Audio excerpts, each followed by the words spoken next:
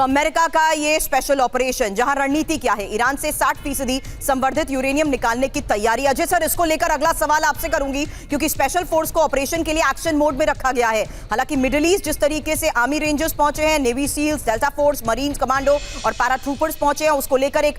Detail report अब से थोड़ी देर पहले हमने दिखाई, जहां साथ ही ये भी बता दें कि अब ग्राउंड पर 50,000 की स्पेशल फोर्स की तैनाती को लेकर खबर है। सवाल यही कि आखिर ऑपरेशन होगा कैसे, क्योंकि हॉर्मुज के पास ग्राउंड ऑपरेशन और खर द्वीप पर कमांडो उतर सकते हैं। ये एक और स्ट्रैटेजिकल पोजीशंस है सर, और प्लान यही है, प्लान तैयार है कि राष्ट्रपति डोनाल्ड ट्रंप की अब बस मंजूरी मिलना बाकी है। अजय सर,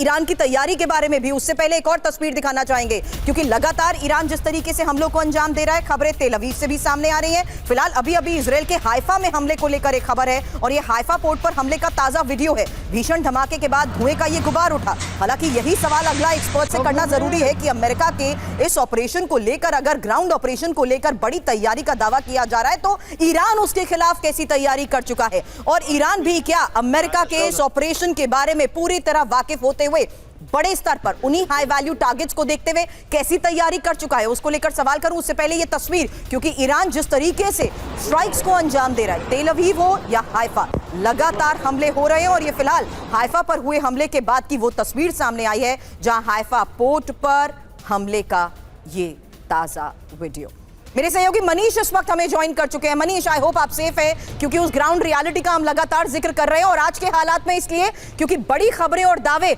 अमेरिका के ग्राउंड ऑपरेशन की तैयारी को लेकर मनीष किए जा चुके हैं।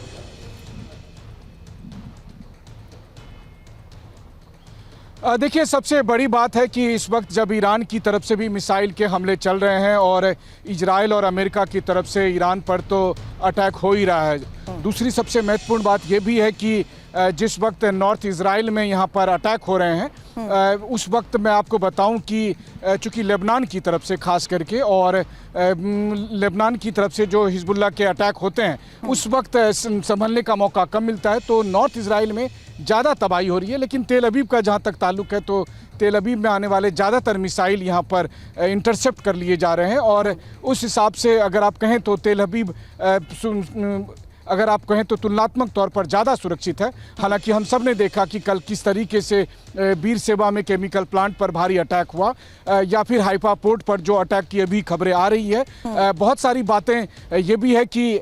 अब पहले की तुलना में ज़्यादा मिसाइल डायरेक्ट हिट कर रही है। इससे ये भी माना जा रहा है कि या तो आईडीएफ की तरफ से ये तय हुआ है कि हर मिसाइल को इंटरसेप्ट नहीं किया जाए, या फिर ये भी है कि जो एंटी एयर डिफेंस मिसाइलों की संख्या है वो कम हो रही है। इसीलिए बहुत सोच समझकर उसका इस्तेमाल किया जा रहा है, ताकि लंबे समय तक के लिए ईरानी मिसाइलों को इंटरसेप्ट करने की रणनीति अपनाई जा सके। कुल मिलाकर देखें तो जंग के 1 महीने के बाद ये स्थिति बेहद गंभीर है, और इस स्थिति के दरमियान आप कह सकते हैं कि इजराइल की तरफ से